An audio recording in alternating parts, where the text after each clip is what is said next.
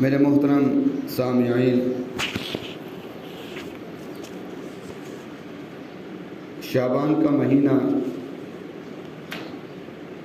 تقریباً ختم ہونے والا ہے اور اس میں کچھ ہی دنوں کے بعد عظیم مہینہ رمضان المبارک کا مہینہ شروع ہونے والا ہے۔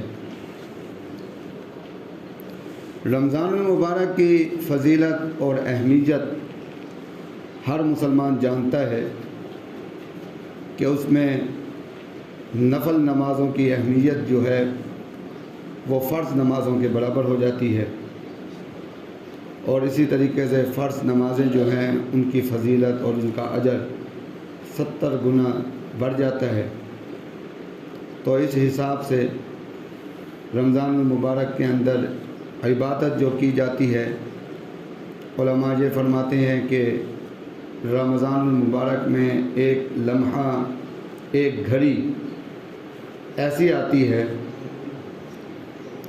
ایک گھڑی ایسی آتی ہے کہ جس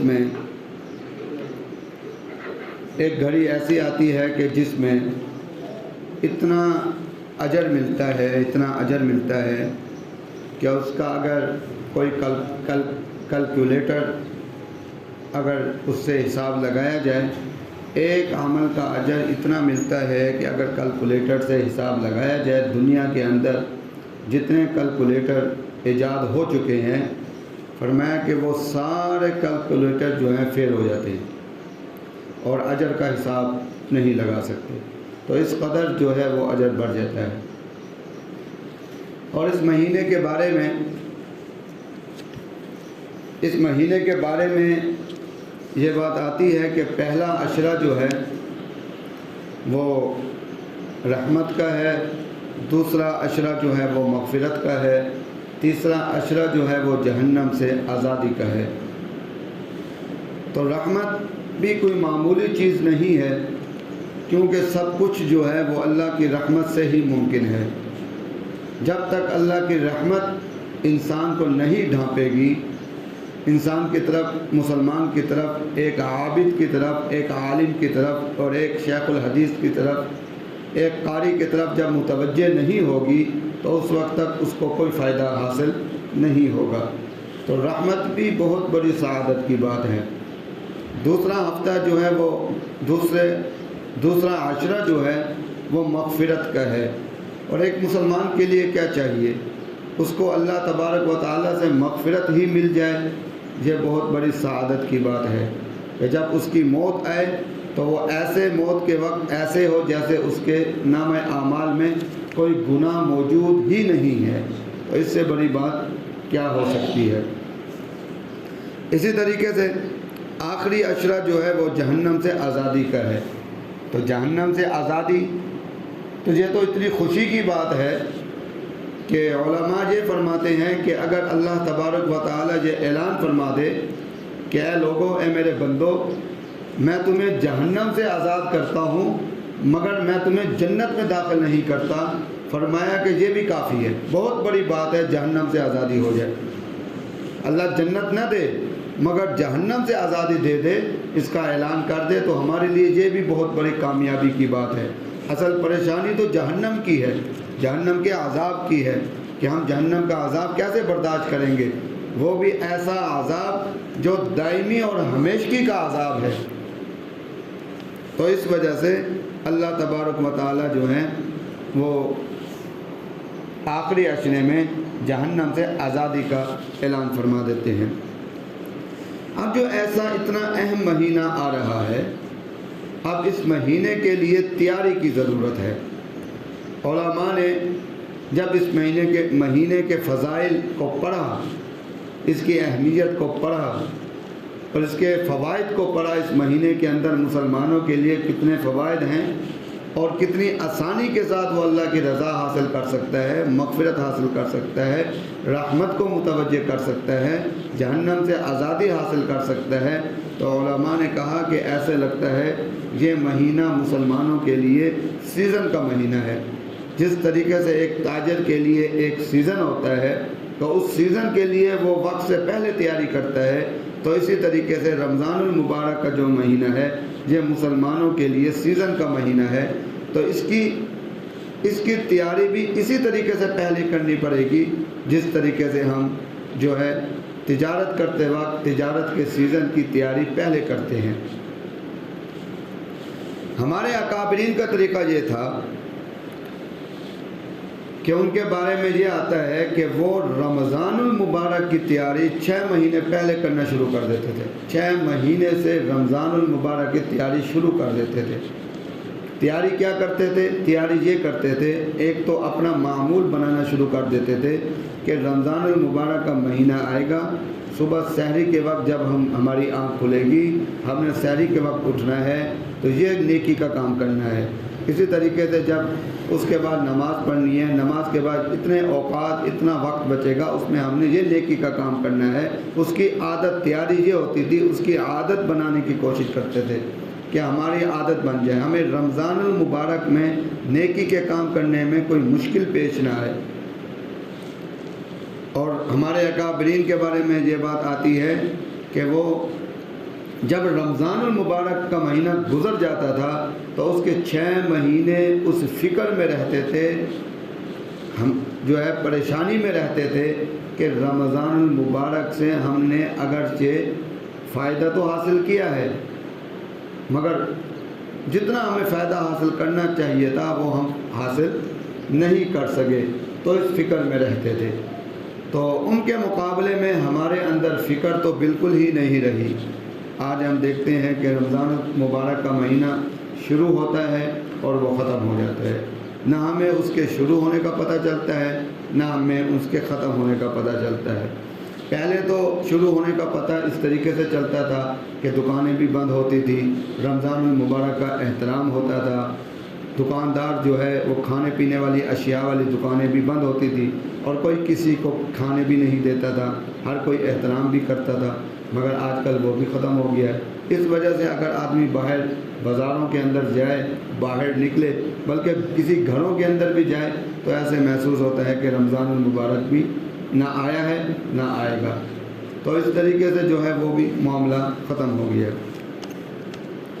اللہ تبارک و تعالی ہمارے اکابرین کو، ہمارے علماء کرام کو، ان کے درجات کو بلند فرمائے، ان کی قبروں پر کروڑوں رحمت نازل فرمائے۔ جو حیات ہیں اللہ تبارک و تعالی ان کی زندگی میں، ان کے عمل میں برکت عطا فرمائے۔ جو امت کے لیے، جو عوام کے لیے سہولت پیدا کرتے ہیں، ان کے لیے محنت کرتے ہیں کہ کس طریقے سے اللہ کے بندے جو ہیں اللہ کے قرب میں آ جائیں، تو اسی طریقے سے ہمارے علماء نے یہ ایک ترتیب بنائی ہے کہ کس طریقے سے ایک عام آدمی جو ہے وہ رمضان المبارک کی تیاری کر سکتا ہے۔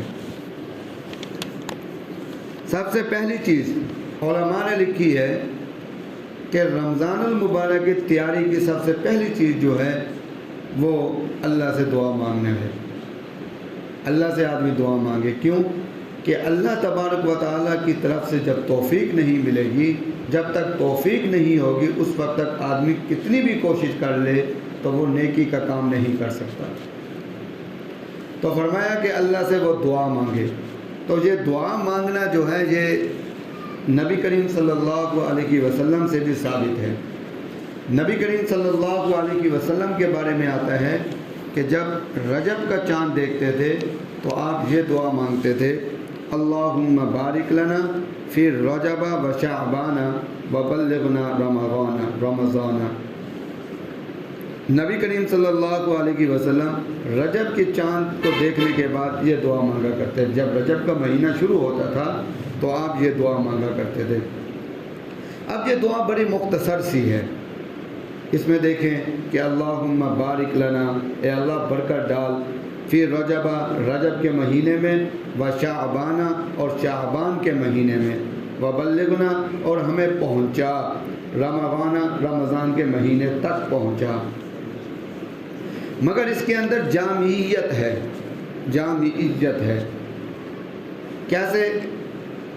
برکت نبی کریم صلی اللہ علیہ وسلم نے اللہ تبارک و تعالیٰ سے برکت مانگی ہے، عمر نہیں مانگی، زندگی نہیں مانگی۔ یا اللہ ہمیں زندگی عطا فرما، ہم جو ہے رجب میں بھی ہمیں زندگی دے، اور اسی طریقے سے ہماری زندگی کو لمبا کر، طویل کر شعبان کے اندر بھی، اور ہماری زندگی کی طویل کر رمضان المبارک میں بھی۔ نبی کریم صلی اللہ علیہ وسلم نے زندگی نہیں مانگی بلکہ برکت مانگی ہے۔ اگر زندگی مانگتے تو اس میں یہ احتمال تھا کہ ہو سکتا ہے کہ آدمی صحت مند ہے، بیمار بھی جا سکتا ہے، بیماری کی حالت میں بھی پہنچ سکتا ہے، تو اسی طریقے سے معذوری کی حالت میں بھی پہنچ سکتا ہے، تو اسی طریقے سے جو ہے اور بھی معاملہ ہو سکتا ہے۔ مگر نبی کریم صلی اللہ علیہ وسلم نے اس مختصر سی دعا میں جامعیت کے ساتھ اللہ سے مانگی ہے برکت۔ برکت کیا کہتے ہیں؟ برکت کہتے ہیں کہ شریعت کے اندر برکت کا مفہوم جو ہے وہ بہت وسیع ہے۔ جب آدمی برکت مانگتا ہے تو برکت جو ہے وہ ہر طرف سے برکت آ جاتی ہے، عمر میں بھی برکت آ جاتی ہے، صحت میں بھی برکت آ جاتی ہے، اسی طریقے سے جو ہے رزق میں بھی برکت آ جاتی ہے، اسی طریقے سے اولاد میں بھی برکت آ جاتی ہے۔ تو اسی طریقے سے اس کا مفہوم جو ہے وہ بڑا وسیع ہے۔ اللہم بارک لنا، نبی کریم صلی اللہ علیہ وسلم یہ فرما رہے ہیں کہ یا اللہ تو برکت ڈال فی رجب کے مہینے میں، یعنی ہمارے رزق میں بھی برکت ڈال، ہمارے عمر میں بھی برکت ڈال، ہماری صحت میں بھی برکت ڈال، ہماری فراغت میں بھی، ہماری وقت میں بھی برکت ڈال۔ تو اسی طریقے سے اور نبی کریم صلی اللہ علیہ وسلم نے برکت کا لفظ استعمال کر کے سارے برکتیں جو ضرورت ہیں انسان کی، کہ تمنا بھی، میری طاقت میں بھی برکت ڈال، ساری برکتیں، ساری برکتوں کا، ساری چیزوں کا نبی کریم صلی اللہ علیہ وسلم نے ایک ہی لفظ سے جو ہے اللہ سے دعا مانگی۔ اسی طریقے سے فرمایا کہ وشعبان، اور شعبان کے لیے بھی یا اللہ صحت کے ساتھ، یا اللہ رزق کی برکت کے ساتھ، یا اللہ وسائل کی برکت کے ساتھ، یا اللہ ہمت کی برکت کے ساتھ، یا اللہ وقت کی برکت کے ساتھ، پریشانیوں سے بچا کر۔ اس کے اندر یہ مفہوم بھی شامل ہے، اطمینان میں برکت کے ساتھ، سکون کی برکت کے ساتھ، یہ سارے برکتیں جو ہیں ایک برکت کا لفظ استعمال کر کے ساری چیزیں آ گئیں۔ تو اللہ تبارک و تعالیٰ سے مانگا یہ شعبان تک۔ پھر نبی کریم صلی اللہ علیہ وسلم نے یہ الفاظ استعمال کیے کہ وبلغنا، اور ہمیں پہنچا، یعنی اس برکت کو شعبان کے مہینے تک ختم نہ فرما، وبلغنا، اس برکت کو جاری فرما، آگے بھی چلے۔ وبلغنا رمضان، اے اللہ ہمیں جو ہے آپ آگے پہنچائیں رمضان المبارک تک، اس برکت کے ساتھ جو ہے ہمیں پہنچائے، تاکہ ہم رمضان المبارک سے وہ فائدہ حاصل کر سکیں جو رمضان المبارک میں تو نے وہ فوائد رکھے ہیں۔ پہلی دعا یہ ہے۔ اسی طریقے سے دوسری دعا جو نبی کریم صلی اللہ علیہ وسلم سے ثابت ہے، رمضان المبارک سے کچھ دن پہلے آپ سے یہ دعا ثابت ہے، وہ دعا یہ ہے کہ اللہم سلمنی لرمضان وسلم رمضان لی وسلمہ لی متقبلا، وسلمہ لی متقبلا۔ تو نبی کریم صلی اللہ علیہ وسلم رمضان المبارک سے کچھ دن پہلے آپ نے یہ دعا فرمائی۔ اب اس کا مفہوم کیا ہے؟ اس کا مفہوم یہ ہے کہ یا اللہ، اے اللہ تو مجھے سلامتی والا بنا، مجھے جو ہے سلامتی والا بنا رمضان المبارک کے مہینے کے لیے۔ فرمایا کہ رمضان المبارک کے مہینے کے لیے مجھے سلامتی کے ساتھ رکھ، یعنی کہ میں سلامت رہوں، اور مجھے رمضان المبارک کے مہینے کے لیے سلامتی کے ساتھ رکھ۔ وسلم رمضان علی، پھر فرمایا کہ وسلم، اور رمضان المبارک کے مہینے کو بھی میرے لیے سلامتی کے ساتھ رکھ۔ اب میں تو رمضان المبارک کے مہینے میں پہنچ جاؤں، اور رمضان المبارک کے مہینے میں پہنچ تو جاؤں، مگر رمضان المبارک کا مہینہ میرے لیے سلامتی والا نہ ہو، یعنی کہ میں اس میں کوئی نیک کام نہ کر سکوں، کسی پریشانی کے اندر مبتلا ہو جاؤں، کسی بیماری کے اندر مبتلا ہو جاؤں، اور رمضان المبارک سے میں فائدہ حاصل نہ کر سکوں، تو میں تو سلامتی کے ساتھ پہنچ گیا، اور رمضان المبارک تو میرے لیے سلامتی کے ساتھ نہ ہوا، تو نبی کریم صلی اللہ علیہ وسلم نے وسلم رمضان علی یہاں یہ فرمایا۔ تیسرا جملہ یہ فرمایا کہ وسلمہ لی متقبلا، یہ بڑی خاص بات ہے۔ نبی کریم صلی اللہ علیہ وسلم نے فرمایا کہ یا اللہ اس کو رمضان المبارک کے مہینے کو سلامتی والا بنا، میرے لیے متقبلا قبولیت والی سلامتی والا بنا۔ کیوں کہ ہم یہ بات پڑھ چکے ہیں، 12 درس میں یہ بات پڑھ چکے ہیں کہ ایک ہوتا ہے نیکی کا کام کرنا، ایک ہوتا ہے اس کی قبولیت کی فکر کرنا۔ نیکی کا کام کرنا الگ بات ہے اور قبول ہونا الگ بات ہے۔ جس طریقے سے حضرت ابراہیم علیہ السلام نے اور اپنے بیٹے کے ساتھ حضرت اسماعیل علیہ السلام کے ساتھ انہوں نے بیت اللہ کو تعمیر فرمایا۔ جب بیت اللہ کی تعمیر فرمائی تو یہ بہت بڑی عبادت کی بات تھی، نیکی کی بات ہے، مگر اس کی تعمیر کے بعد جو ہے حضرت ابراہیم علیہ السلام نے کیا فرمایا؟ فتقبل منا، یا اللہ یہ جو ہم نے کام کیا ہے، نیکی کا کام کیا ہے، فتقبل منا، پس آپ جو ہے ہماری طرف سے اس کو قبول بھی فرما لیں، یعنی کہ اس کو قبولیت بھی بخش دیں۔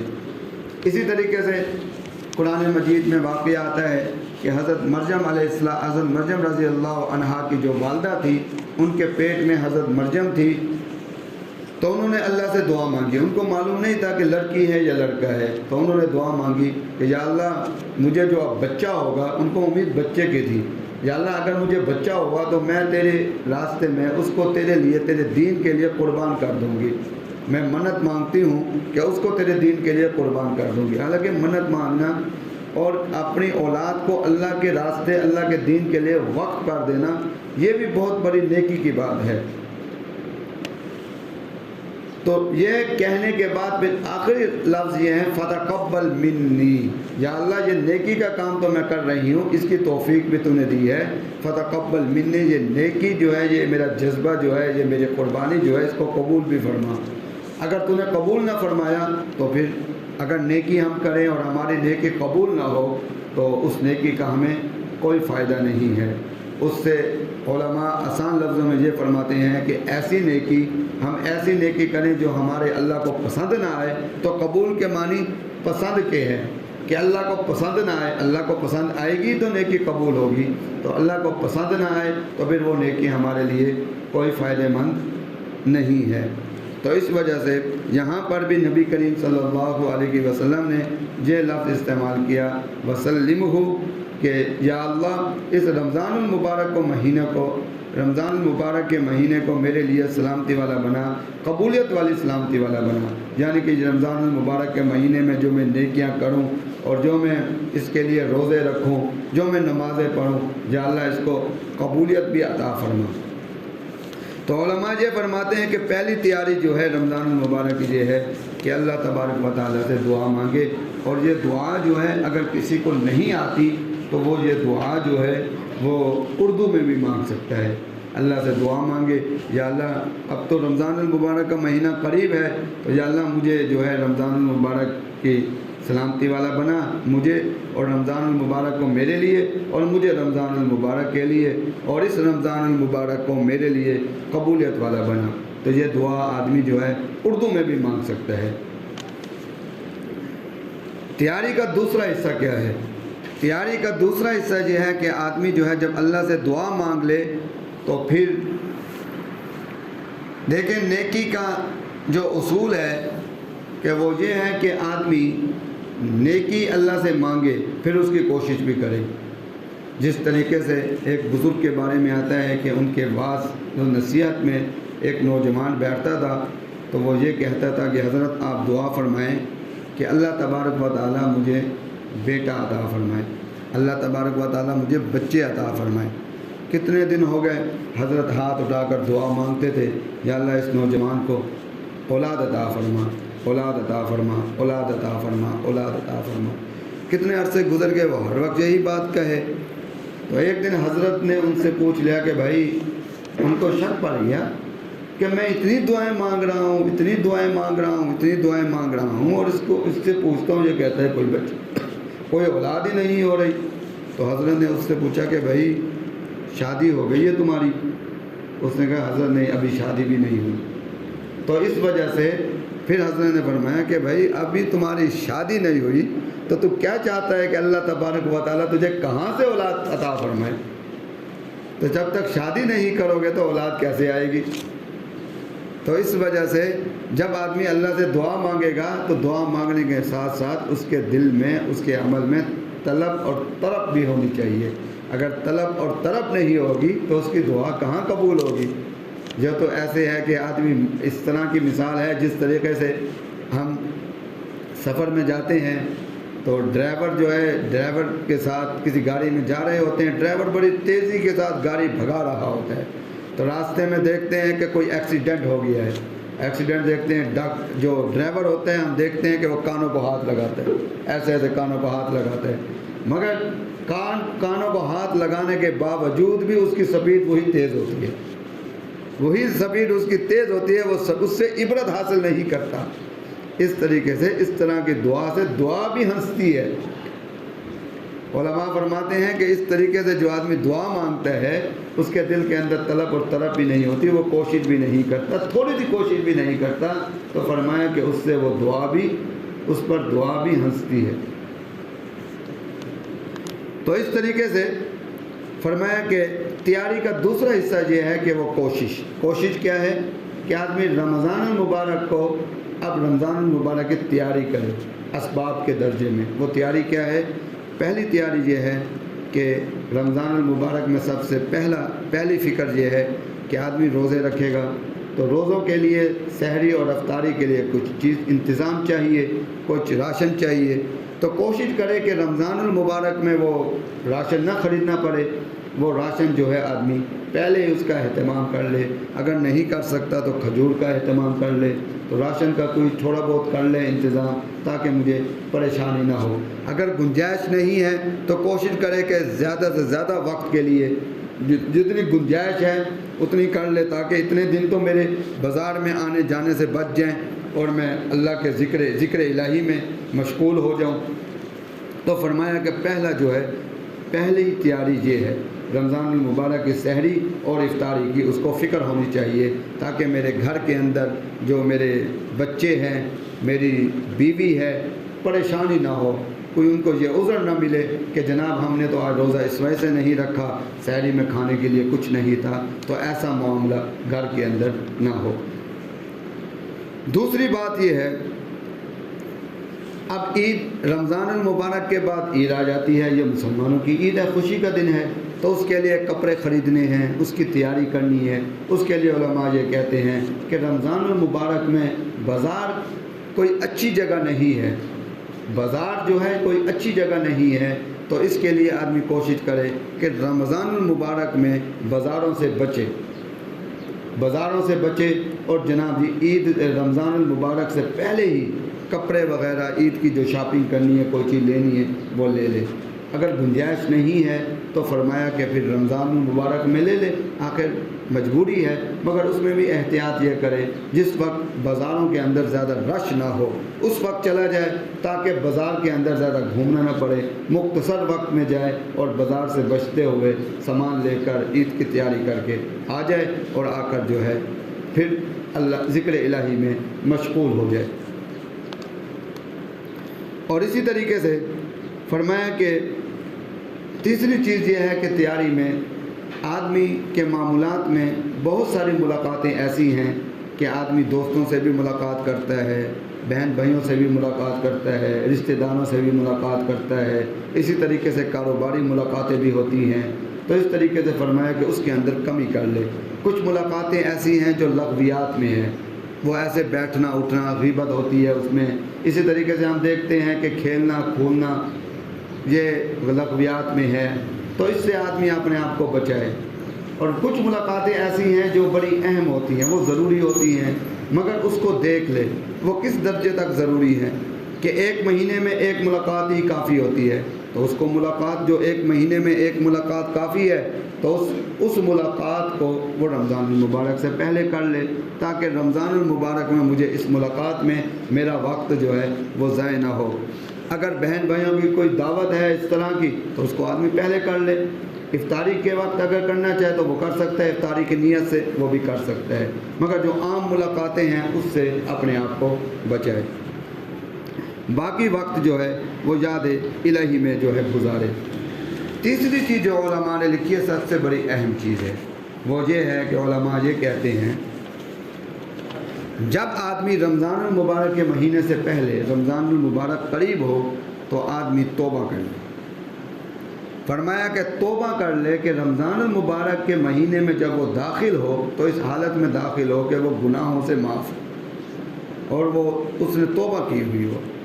اب توبہ آپ جانتے ہیں کہ توبہ کے لیے ضروری ہے کہ پہلی شرط یہ ہے کہ وہ سارے گناہ سے بچا ہوا ہو، جس وقت وہ اللہ سے توبہ کر رہا ہو اس وقت کسی بھی گناہ کے اندر مبتلا نہ ہو۔ وہ گناہ چاہے داڑھی کا گناہ بھی کیوں نہ ہو، وہ چاہے وہ گناہ شلوار کا ٹخنوں سے نیچے ہونا ہی کیوں نہ ہو۔ تو اس وجہ سے اس تمام گناہوں سے جس وقت وہ بیٹھا ہو تو وہ تمام گناہوں سے بچا ہوا ہو، اس وقت وہ توبہ کرے، یعنی کہ اس وقت گناہ اس کے قریب نہ ہو، ایسی جگہ پہ بیٹھے خود بھی گناہ کی حالت میں نہ ہو، داڑھی بھی نہ کٹوائی ہوئی ہو، نہ کٹوائے اس وقت، تو اس وقت جو ہے وہ اللہ سے توبہ کرے۔ تو اس طریقے سے وہ گناہوں سے دور ہو، نادم ہو اور عزم کرے کہ آئندہ میں گناہ جو ہے نہیں کروں گا۔ اب اس گناہ کے اندر وہ گناہ جس کی تلافی ہو سکتی ہے اس کی تلافی کرے گا۔ اب گناہ دو قسم کے ہیں، ایک گناہ جو ہے وہ حقوق اللہ کا گناہ ہے اور ایک گناہ جو ہے وہ حقوق العباد کا گناہ ہے۔ حقوق اللہ کا جو گناہ ہے اس سے جس کی تلافی نہیں ہو سکتی وہ تو گناہ اللہ سے مانگے گا معاف ہو جائیں گے، اور جس کی تلافی ہو سکتی ہے وہ جس کی تلافی کرنا ضروری ہے وہ جو ہے روزے ہیں، وہ جو ہے نمازیں ہیں جو انسان کی رہ گئی ہیں، ان نمازوں کا حساب لگائے اور اس نمازوں کی قضا کرنا شروع کر دے۔ ایک ایک نماز جو ہے ہر نماز کے ساتھ پڑھتا رہے، اگرچہ وہ نمازیں بہت زیادہ ہیں، رمضان المبارک میں بھی اس کو جاری رکھے۔ فرمایا کہ جب اس نے نیت کر لی اور ارادہ کر لیا نمازیں پڑھنے کا تو انشاءاللہ اللہ تبارک و تعالیٰ اس کے گناہوں کو معاف فرما دے گا۔ اسی طریقے سے کچھ گناہ وہ ہیں جو حقوق العباد کے ہیں۔ حقوق العباد کا یہ ہے کہ والدین اس سے ناراض ہیں، اسی طریقے سے کوئی دوست اس سے ناراض ہے، اسی طریقے سے اس کی اولاد جو ہے ان کو شکوہ ہے، بیوی جو ہے اس کے مسائل ہیں، اور اگر کسی کے پیسے دینے ہیں، کسی کا دل دکھایا ہے، کسی کو ستایا ہے تو فرمایا کہ رمضان المبارک سے پہلے جو ہے ان سے معافی مانگ لے، ان سے معافی مانگ لے تو معافی ان کو کسی طریقے سے راضی کرے، ان کا حق ان کو دے دے۔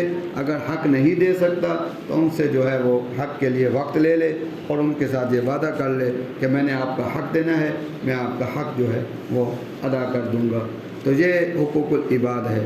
تو حقوق العباد کے لیے بھی پھر اللہ سے معافی مانگ لے تو توبہ اس کی اس طریقے سے جو ہے وہ توبہ ہو جائے گی۔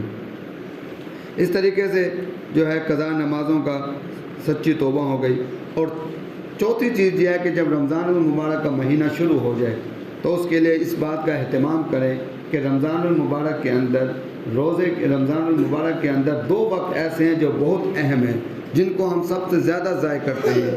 ایک وقت جو ہے افطاری کا وقت ہے، جس کے بارے میں یہ بات آتی ہے کہ اللہ تبارک و تعالیٰ 10 لاکھ آدمیوں کی روزانہ افطاری کے وقت بخشش فرماتے ہیں۔ 10 لاکھ آدمیوں کی بخشش فرماتے ہیں اللہ تبارک و تعالیٰ، اور پورے دن کے اندر 6 لاکھ آدمیوں کی بخشش فرماتے ہیں۔ تو 10 لاکھ آدمیوں کی بخشش ہوتی ہے، اس وقت ہماری نظر جو ہے وہ کھانے پینے کی طرف ہوتی ہے، وہ ہماری نظر جو ہے وہ بخشش کی طرف، مغفرت کی طرف، وہ فکر ہمارے دل کے اندر نہیں ہوتی۔ اس کے لیے علماء یہ کہتے ہیں کیونکہ ہم جب روزہ رکھتے ہیں تو اس وقت جو بھی دسترخوان پر بیٹھتا ہے اس کی نظر جو ہے کھانے کی طرف ہوتی ہے، کسی کی نظر پکوڑے کی طرف ہے، کسی کی نظر سموسے کی طرف ہے، کسی کی نظر جو ہے وہ شربت کی طرف ہے۔ جیسے روزے کا وقت ہوگا تو میں یہ ٹھنڈا ٹھنڈا شربت پیوں گا، تو فرمایا کہ بھئی یہ مقدر کا ہے، یہ تمہیں جو نصیب ہونا ہے وہ مل کر رہے گا۔ تمہیں اس وقت جو فکر کرنی چاہیے وہ فکر آخرت کرنی چاہیے، وہ یہ کرنی چاہیے کہ 10 لاکھ آدمیوں کی جو بخشش ہونی ہے یا اللہ اس میں مجھے بھی شامل فرما دے۔ روزانہ آدمی یہ دعا مانگے افطاری کے وقت، یا اللہ جو آپ نے 10 لاکھ آدمیوں کی بخشش فرمانی ہے یا اللہ اس میں مجھے بھی شامل فرما دے۔ فرمایا کہ یہ طریقہ اختیار۔ اسی طریقے سے سحری بھی بڑی اہم وقت ہے، اس کے اندر بھی دعائیں قبول ہوتی ہیں، تو آدمی اللہ سے مانگے اور آخری وقت میں سحری کرے۔ جب ٹائم ختم ہونے میں 15-20 منٹ رہتے ہوں، 20-25 منٹ رہتے ہوں، اس وقت آدمی آرام سے سحری کرے۔ اس سے پہلے جو ہے اگر اٹھ جائے تو اس کے لیے یہ ہے کہ وہ لغویات میں لگنے کی بجائے وہ سحری کے وہ جو ہے اللہ کے حضور گر گرا کر دعائیں مانگے۔ اگر تہجد نہیں پڑھ سکتا نہ پڑھے، مگر اللہ سے مانگ تو سکتا ہے، ہاتھ اٹھا کر نہیں مانگ سکتا، تھوڑی دیر کے لیے مراقبہ کر لے اور دل ہی سے اللہ سے مانگے، تھوڑی دیر خاموش ہو کر اللہ سے مانگے، دل ہی میں مانگے۔ اللہ تبارک و تعالیٰ تو سب کی سننے والا ہے، وہ کسی چیز کا محتاج نہیں ہے کہ ہاتھ اٹھا کر مانگو گے، بیل دو گے یا گھنٹی بجاؤ گے تو اللہ سنے گا ورنہ نہیں سنے گا، ایسی بات جو ہے وہ نہیں ہے۔ اسی طریقے سے ہم دیکھیں کہ دین کے عمل جتنے بھی ہیں اور جتنے دینی عمل ہیں اس پر عمل کرنے کی کوشش کرے تو دین جو ہے بڑا آسان ہے۔ یہ آدمی نے خود مشکل بنا دیا ہے۔ کیوں مشکل بنایا ہے؟ اس نے خود کہا ہے یہ مشکل ہے۔ علماء یہ فرماتے ہیں کہ جب آدمی ذہن میں یہ بات بٹھا لے گا کہ بھئی یہ جتنا دین ہے یہ آسان ہے، یہ دین سارا آسان ہے، بس اس پر عمل کرنا بھی آسان ہے، جب یہ سوچے گا تو اس کے لیے عمل کرنا آسان ہو جائے گا۔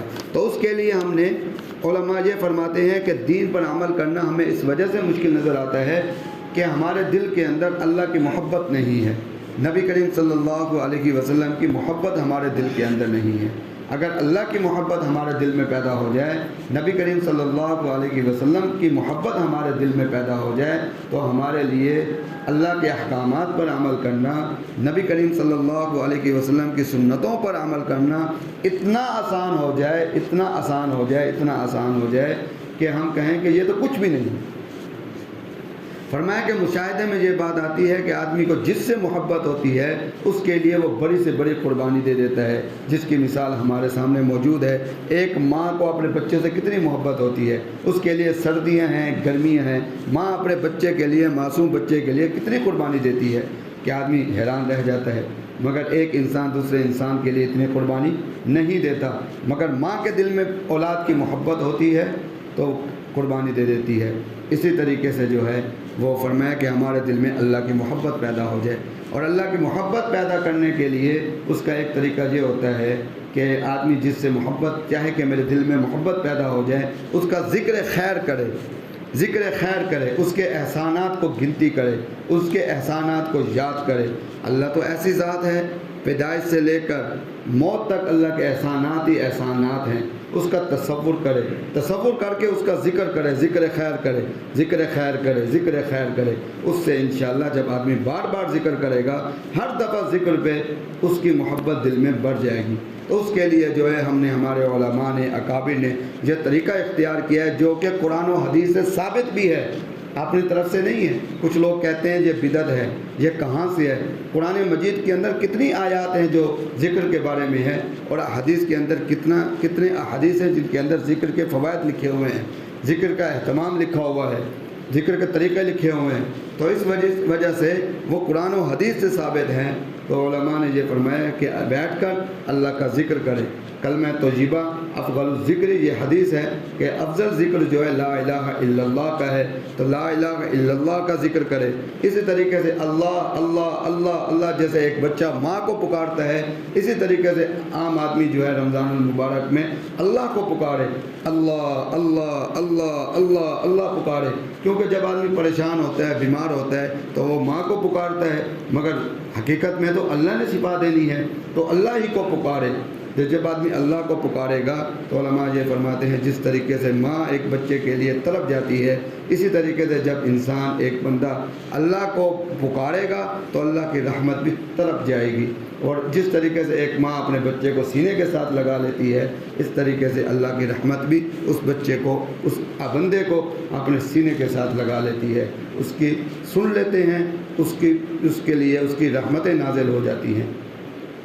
تو اس کے لیے جو ہے یہ طریقہ ہم نے الحمدللہ مجالس ذکر کا سلسلہ شروع کیا ہے تاکہ ہم ذکر سیکھیں۔ تو یہ سیکھنے سے آئے گا، ذکر کیسے کرنا ہے اس کے سیکھنے کی ضرورت ہے۔ جس طریقے سے قرآن مجید کو ہم سیکھتے ہیں، اسی طریقے سے ہم احادیث مبارکہ کو دنیا کے اندر جتنے فنون ہیں سب کو ہم سیکھتے ہیں۔ تو ذکر بھی سیکھنے سے آتا ہے۔ اگر ہم اپنی مرضی سے ذکر کریں گے تو وہ ذکر صحیح ہو جائے گا، مگر جو سب سے زیادہ فائدہ ہوگا وہ سیکھنے سے آئے گا۔ حضرت مولانا رشید احمد گنگوہی رحمۃ اللہ علیہ اپنے دور کے اندر فقیہ العصر تھے۔ حاجی امداد اللہ مہاجر مکی رحمۃ اللہ علیہ کی خدمت میں حاضر ہوئے، فرمایا کہ حضرت میں آپ کے پاس آ تو رہا ہوں مگر یہ ذکر وکر مجھ سے نہیں ہوتا، میں تو تدریسی آدمی ہوں، میں آپ کے پاس آ رہا ہوں، یہ ذکر مجھ سے نہیں ہوتا اس طریقے سے، بس میں تو آپ کے پاس ٹھہروں گا رات کے وقت اور میں نے پھر سفر پہ چلا جانا ہے، میں یہاں ذکر وغیرہ نہیں کروں گا، میں تدریسی آدمی ہوں۔ تو وہاں رہے تو رات کو آنکھ کھلی دیکھا کچھ آدمی وہاں بیٹھ کر ذکر کر رہے ہیں، کچھ وہاں بیٹھ کر ذکر کر رہے ہیں، اللہ اللہ کی ضرب لگا رہے ہیں، لا الہ الا اللہ پڑھ رہے ہیں۔ تو جب دیکھا دل کے اندر شرمندگی پیدا ہوئی، فرمایا کہ اے رشید احمد، اصل تو یہ اللہ سے محبت کرنے والے ہیں، یہ اللہ کے محبوب ہیں، دیکھو اللہ کو پکار رہے ہیں اور میں بستر پر سو رہا ہوں۔ تو اٹھے، چپکے سے، جھجک سی تھی، اٹھے، اٹھ کر جو ہے ایک طرف بیٹھے، وضو کر کے آئے، بیٹھے ذکر کرنے لگے۔ حاجی امداد اللہ مہاجر مکی رحمۃ اللہ علیہ نے دیکھا کہ یہ جو ہے ذکر کر رہے ہیں، تو صبح کے وقت ان سے پوچھا کہ رشید احمد کیا کر رہے تھے رات کو؟ فرمایا کہ حضرت بس ایسے میری آنکھ کھلی اور میرے دل میں خیال پیدا ہوا، اے رشید احمد تو کیا اللہ سے تعلق رکھنے والا ہے؟ اصل تو اللہ کے محبوب یہ ہیں، یہ اللہ کو پکار رہے ہیں، اللہ ان کو پکار رہا ہے۔ فرمایا کہ اللہ کے ساتھ تعلق رکھا ہوا ہے، تو اس وجہ سے مجھے شرم آ گئی، میں بھی ذکر میں بیٹھ گیا۔ تو فرمایا کہ رشید احمد اب تم نے ذکر کیا ہے اپنی مرضی سے، جب تم نے ذکر ہی کرنا ہے تو سیکھ کر کر لو۔ تو فرمایا کہ رشید احمد گنگوہی رحمۃ اللہ علیہ نے فرمایا حضرت مجھے ذکر سکھا دیجئے۔ پھر وہاں ایک دن کے لیے آئے تھے، کتنے دن لگا کر گئے اور ذکر سیکھ کر گئے اور پوری زندگی ذکر کو نہیں چھوڑا، ذکر بالجہر کو نہیں چھوڑا۔ کسی نے کہا کہ حضرت اس کو چھوڑ دیں، فرمایا کہ اسی ذکر کی وجہ سے تو اللہ نے ہمیں یہ مقام عطا فرمایا ہے، اس ذکر کو ہم چھوڑ دیں؟ تو اس وجہ سے ہم نے مجالس ذکر کا سلسلہ شروع کیا ہے۔ تو آپ سب کو دعوت ہے